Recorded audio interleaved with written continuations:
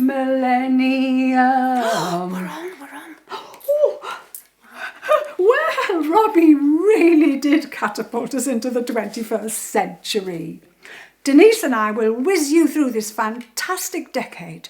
What were our Soroptimists up to at this time? Well, for starters, the club changed its name from Soroptimist International of Harrogate to Soroptimist International of Harrogate and District, which is just as well because Denise and I live in Ripon. Subs were £90 for working members and £67 for those not working. What about the projects? Well, the main ones were raising £3,000 to provide smoke hoods for a Nepalese village, working with Harrogate Borough Council, shops and businesses. A huge injection was given to the Christmas lights, and as a result, Harrogate now has a magnificent show. £2,000 was given to the Homeless Project to provide new carpets, and the club sent £1,000 to Sigbee. Their emergency fund was following the tsunami in 2005. The club printed this book, celebrating 75 years of service. Alongside the work the club were undertaking, mammoth events occurred rocking the world. The standout event for me was the 11th of September 2001, when the Twin Towers at the World Trade Center were attacked. Can you remember where you were? I can. I was at my cafe, Polly's Pantry, cooking lunch. In our country, Tony Blair was the Prime Minister, and in 2008, Gordon Brown took over. Barack Obama became the first black president of the United States. Angela Merkel became Germany's female chancellor. One of the most important events was the global financial crisis caused in 2007-2008 by the collapse of the US subprime mortgage market. Boris Yeltsin died in 2007 and Vladimir Putin took over. Ongoing projects ticked along nicely in our club. Support for the Women's Refuge, Contact the Elderly, Malawi, Young Carers, and providing for a Gurkha widow. As you can see, Sandra and I are sporting wonderful items of clothing from this era. Styles were bright and brash.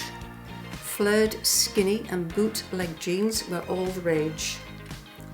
Cropped tops, Ugg boots, chunky trainers. Most noticeable was the shift to more casual clothes. Velour tracksuits, cargo trousers were in. Technology really sped on. Facebook, Kindle, Twitter and Instagram and Fitbit were introduced. The iPhone, introduced by Steve Jobs, exceeded everyone's expectations. I can't imagine life without it now. We rely on it so much. Individual members were really having fun. Janet Morrow carried out a parachute jump and she raised money for Childline. Rachel Richardson and Janet Hutton benefited from a grant of friendship, and they visited clubs in the northwest of America.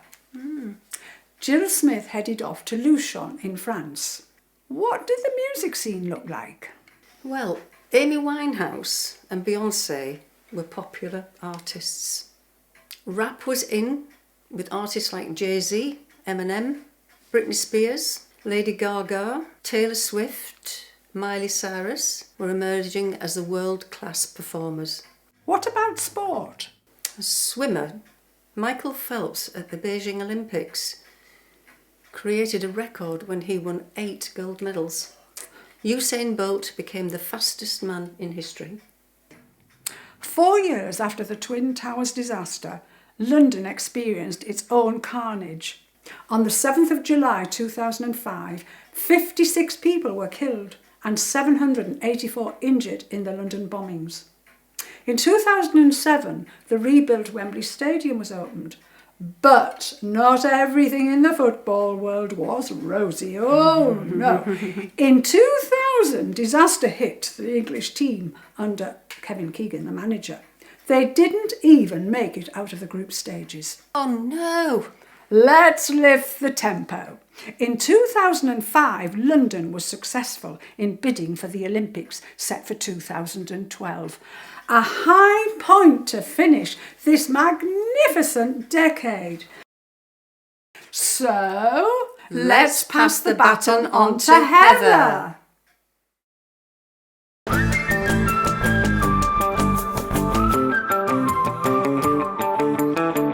The Tens brought us much to celebrate as a country and as Soroptimists. We had 2 royal weddings at either end of the decade, and we celebrated our hosting of the 2012 Olympic Games.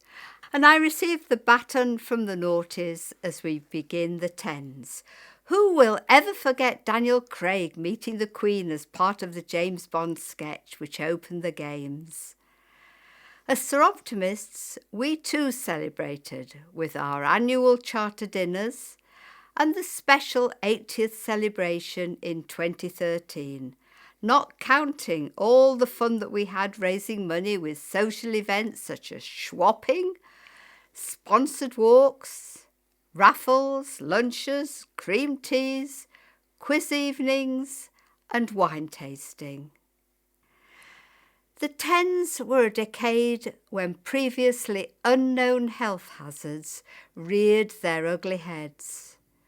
What would be the fallout from the Icelandic volcano, which spilt ash all over Europe and seriously disrupted travel, we asked? And what was this new Zika virus which seemed to have appeared? Ebola outbreaks continued, and we became increasingly aware of air pollution.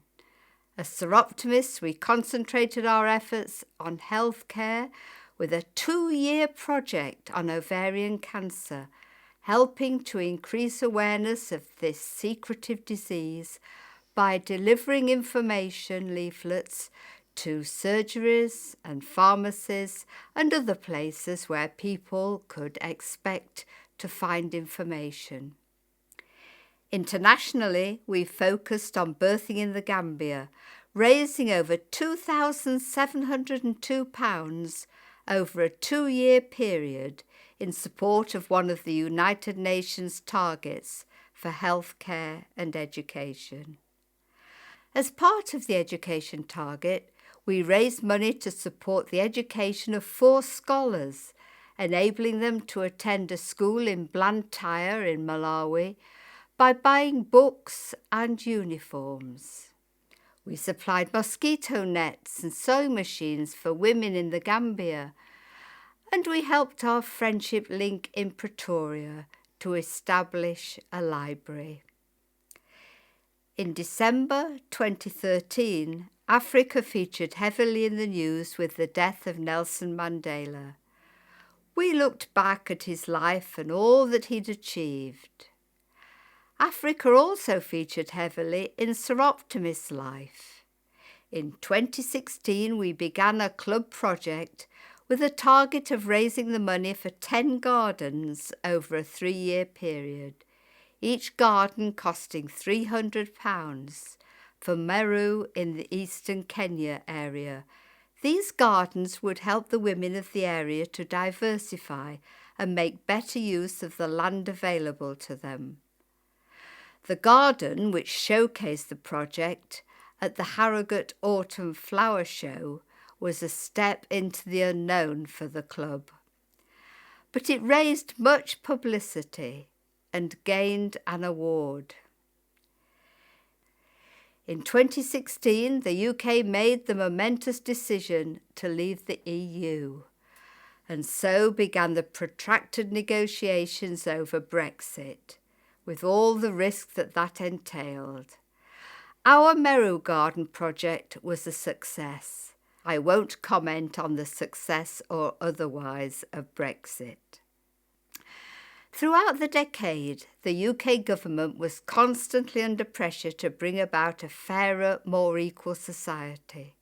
Same-sex marriage was legalised.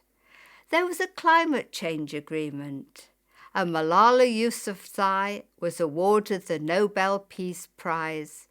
In other areas, it was necessary to keep up the pressure, and the Me Too movement was born in response to news reports of sexual abuse of women by the American film producer Harvey Weinstein in 2017.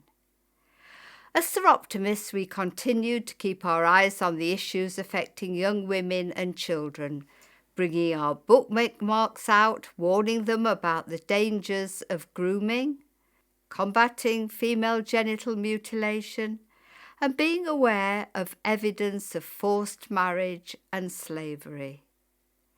We worked hard to help those who were struggling. Through our support of the Citizens Advice Bureau, Contact the Elderly, Young Carers, the Harrogate Refuge and a Gurkha Widow. We entered the 2010s in a more optimistic place than we had begun it, both as a nation and as a club. Little did we know what we would both have to contend with as 2020 loomed on the horizon, and a novel virus was identified in the city of Wuhan in December 2019.